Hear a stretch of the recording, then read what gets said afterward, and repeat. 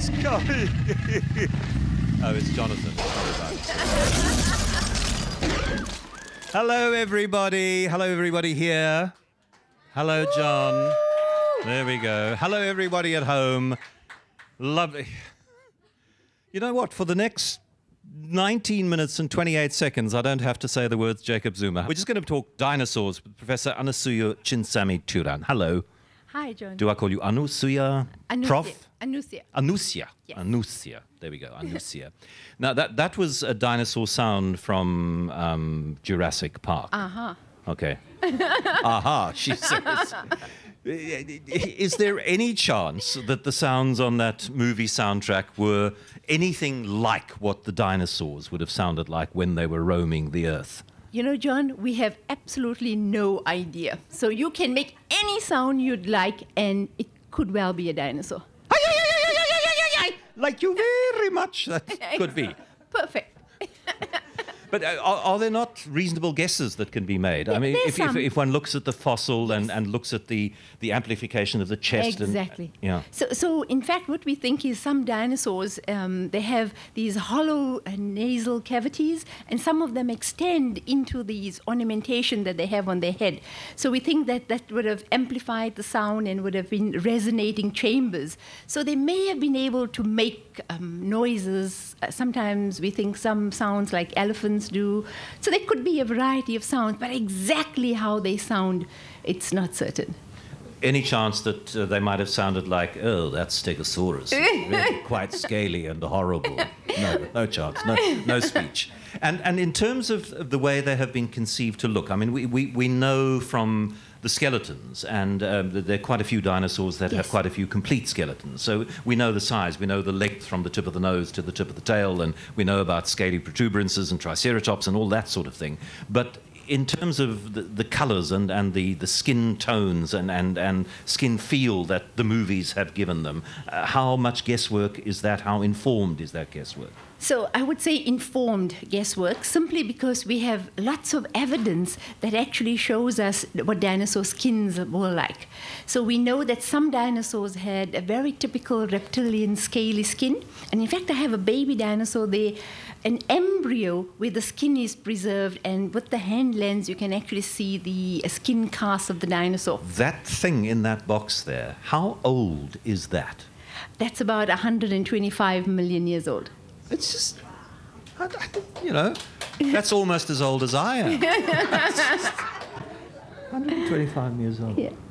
So some of them have this reptilian skin. Others have feathers. So we have, over the past 15 years, dinosaurs have been discovered with feathers. And not Archaeopteryx, not that bridge between dinosaur and bird. But dinosaurs with feathers. And the coolest thing about this is that within the feathers, there are these structures that actually hold pigment. So before, when we reconstruct a dinosaur, an artist can use their imagination and they can make a dinosaur any color that they wanted to. But now, using the melanosomes inside the feathers, you can identify what color the dinosaur actually was. So those melanosomes are very, very cool. And how varied were those melanosomes? So there's a range of different pigments that are found within these structures, and we know that they are a variety of colors. So like modern birds today, dinosaurs also had phenomenal colors. Many of them were very brightly colored. Some of them, depending on where they were living, were also kind of camouflage for their environment. But some of them, we know that they were reds and greens. We don't know about iridescence. Like, you know, modern birds, when you see them in the sun, they have a little bit of a shine in them. And birds like that, but we don't know how many of them have that, although I know that there is research currently being conducted on how the feather is actually constructed. So, I mean, there was a game that was around on CD when my children were about 10 and 6. So we're talking about 15, 16, 17 years ago. It was one of the first computer games involving dinosaurs, and you had to travel around the planet and through history and find them. And they were all shades of grey, green, or brown. Yeah, that was the old-fashioned idea. But today we know that they were very brightly colored. And if you think about modern reptiles, you know, the stock that also probably from which dinosaurs originated, they also are very variable in color. And I think with birds, of course, and being on the lineage that gave rise to the dinosaurs gave rise to birds, the fact that they have feathers and the fact that they are so brightly colored, we think that vision might have played a very important part in their lives also. I'm just imagining a diplodocus with a small pair of wings trying to get off the ground, that huge big thing. Not a diplodocus, but certainly some of the theropod dinosaurs, the ones that gave rise to birds, they are the small bipedal dinosaurs. And what's also fascinating about them is that on that lineage, we had one arm becoming birds with four wings, and another arm of dinosaurs where they had these four arms with wings, but their hind limbs also had wings. So they were the four-winged dinosaurs. Flying horse, the sort of Pegasus horse, you know. No, but I mean, that's the image we have in our mind. It's this horse with a wing on each fetlock. Well... But these would have been really feathered wings. That's an academic's way of saying what a stupid thing to say, Maytham. Well... I grew up in a very remote part of the rural Eastern Cape, and I've no idea how it is that I became, like every young person, I became fascinated by dinosaurs. And it never leaves us. You know, we never totally abandon the fascination with dinosaurs. I mean, what was your journey into becoming a professional dinosaurian? Well, I unfortunately cannot say that I grew up with dinosaurs. I only discovered dinosaurs. I did 125 million years ago. I only discovered them when I was at university. What? And once I discovered them, I absolutely fell in love, and I haven't looked back. And so that's the amazing thing, is that some people grow up from the time they were 5 years old and they're crazy about dinosaurs. I wasn't like that. But once I heard about dinosaurs, in fact, the first time I became exposed to dinosaurs was in my 3rd year of university. And what were the circumstances of that exposure? Sorry. Well, it was basically, it was in zoology, and there was a module that was offered in paleontology. And I took that module not knowing even what to expect. I thought it was going to do human evolution, which I also was fascinated by. And of course, I was at Wits University, and Tobias was there. And so it was really cool. I thought I'm going to learn about hominids. But then I discovered dinosaurs, and the hominids just took a side seat. And it was just amazing. And one of the coolest things was that I looked at a dinosaur slice of a dinosaur bone under the microscope. And I realized that this bone of a dinosaur that was 190 million years old was exactly like any modern vertebrate that we see today. And in fact, I eventually did a master's and PhD on bone microstructure of dinosaurs. Bone microstructure of dinosaurs. I'm going to ask you some detailed questions about that. Well, not. Is the fascination relatively recent? I mean, can one tie the fascination for dinosaurs with which I grew up and with which many of the young people here are growing up now to popular culture, to them being written about, cartoons made of them, movies, or would a Victorian child in the late 19th century also have had the opportunity to be fascinated by dinosaurs?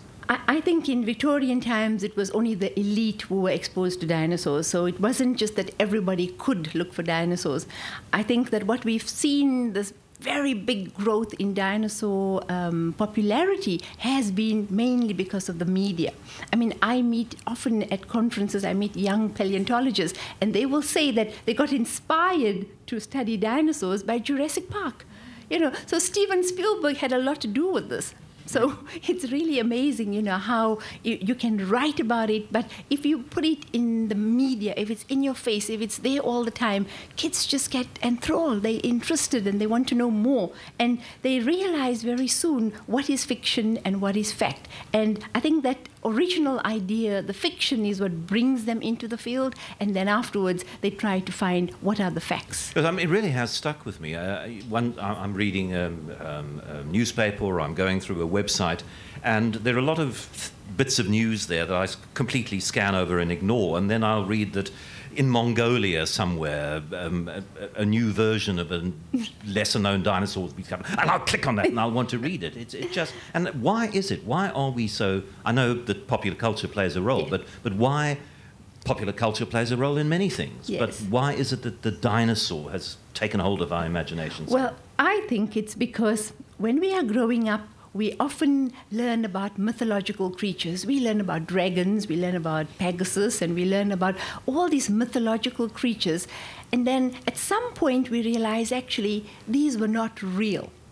But then we discover that dinosaurs, we're growing up with them, but there actually is an element of reality because we can find their bones in the fossil record. And by knowing them, touching them, feeling them, we actually have this lost world that actually we're beginning to uncover. And I think that's what the fascination is about, is that it's not a myth, it's actually real. They lived on our planet and they're no longer with us. And the bones that we have are all the knowledge that actually we have about these creatures. You've spent a lot of time in the field as well, not just in the lab and in the lecture halls. What's it like being out somewhere on planet Earth and uncovering, moving sand away and there, or pushing a rock aside, or going into a cave? I don't know how it works. and there is something that died in this spot 120, 150, 250 million years ago. It's really quite amazing just to be able to see that bone and realize that you're touching something that is so old. And for me, the story just begins there. That's just the beginning. This is where the CSI bit of you comes in, This is where the CSI comes in, because I find the bone, but I can look at the bone, I can identify the bone, but for me, it's what can I say about this animal as a once living animal? Because if we make a section of the bone, if we look at it under the microscope, we can learn so much about the biology of this animal. We can work out whether it was a juvenile, whether it was a young individual or older individual, if it was affected by disease, if it was actually, how old it actually was, and lots of other information we can decipher from those bones. And, you know, I've studied many different animals, and I've been able to tell their stories, and I love being able to each time uncover something new about the dinosaur. What is your favorite dinosaur?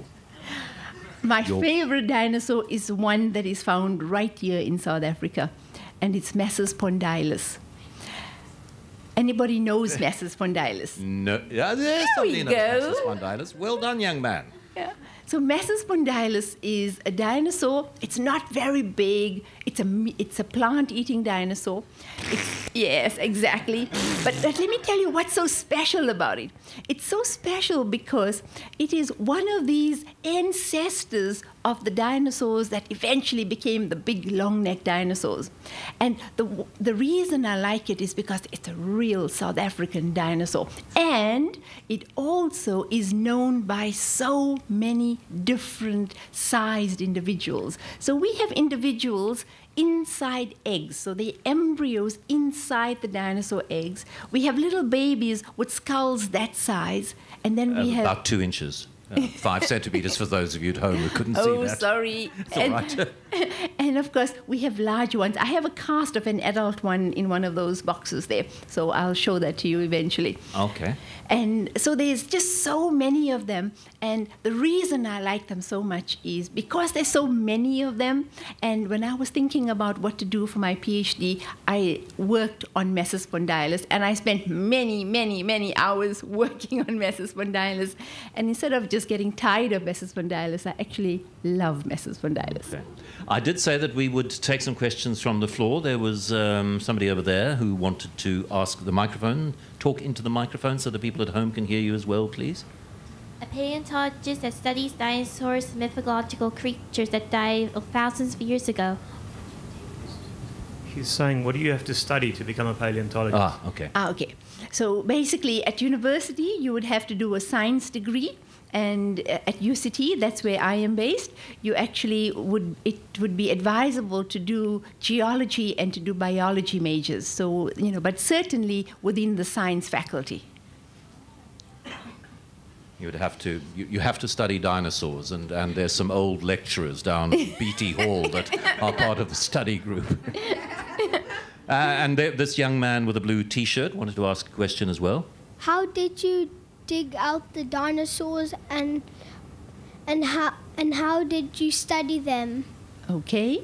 Excavation. I mean, Exactly. I mean, it must be quite a sort of tender and difficult and time-consuming process. Exactly. So sometimes what we do is we would have a geological map that would tell us what the age of the rocks are. So if we're looking for dinosaurs, we know that we will find dinosaurs in the Triassic age rocks, in the Jurassic age rocks, and Cretaceous. So that will give us some idea of where we need to look. And then we literally have to walk around for sometimes days before we find something. So you walk around, keep your eyes on the ground, and try and look for pieces of bone that sticks out. Sometimes you'll be very lucky and you might find a whole skeleton. But I promise you, more often than not, you find bits and pieces of dinosaur bones. But I know that my students, some of my students are here, and they will tell you we are delighted every time we find even a scrap of a dinosaur bone. How long does it take? Move the mic over there, will you, Marcus, just while I'm asking this, and then we've got another question here. How long does it take to get to the point where you're walking through and you see a bone and you go, aha, that's a dinosaur bone, and you don't have your colleagues going, it's actually a Dussie bone, or that's a merino sheep bone, hello? Well... Well, certainly a fossil bone and a dinosaur bone will look very different from a Dussie bone. And I have some modern bones and fossil bones there for you to see. Because one of the important things that happens is that over these millions of years, the bone itself actually changes. So it becomes more heavier. If you feel those bones, you'll actually be able to see. So it feels different, it looks different, and of course, if you're a dinosaur paleontologist, you'd be able to recognize from its anatomy that it's actually not a Dussie. Yeah. What we're going to do, we're just going to, this is for the folk at home, we're just going to keep talking because there are lots of questions coming, and it's fabulous for these young dinosaur fans to have the professor with us. So at 6 o'clock, they'll fade us out, and we'll go across to the money show, and we'll just, if you don't mind, for a little while longer, keep answering questions. Absolutely. Okay. Yeah. Marcus, you have? What was the most interesting fossil that you found? The most interesting fossil? Yes. Well, it'll have to be something that my students and I discovered last year. And it's so interesting because we're still trying to understand it. We don't even know what it is just yet. It's a Dussie. Actually, John, it's a marine reptile of some sort. So it's going to be a cool new fossil for South Africa, and because we found it in these rocks that come from a marine environment, we actually know it's going to be something new for South Africa. Fantastic. The young man? Whenever you go looking for bones, do you ever just see them lying on the floor, or do you always have to dig for them? No, you always have to dig for them. You very seldom will find just lying on the floor. Sometimes you might see a little bit showing, and then you have to dig it out, maybe not in a big excavation, but more often than not, we have to actually dig for them. And how deep? I mean, It depends. It really depends. Are they generally reasonably close to the surface? I mean, well, the fact that we're seeing them exposed... I mean, graves are 6 foot under. No. Okay. Usually when you find the bones, you find them because they're exposed on the surface.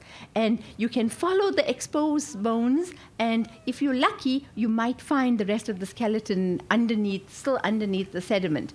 Because often what happens is when it's exposed, it's exposed to the elements as well. So the rain and weathering would actually damage the surface of the bone. So if it's under the actual earth, it's actually better.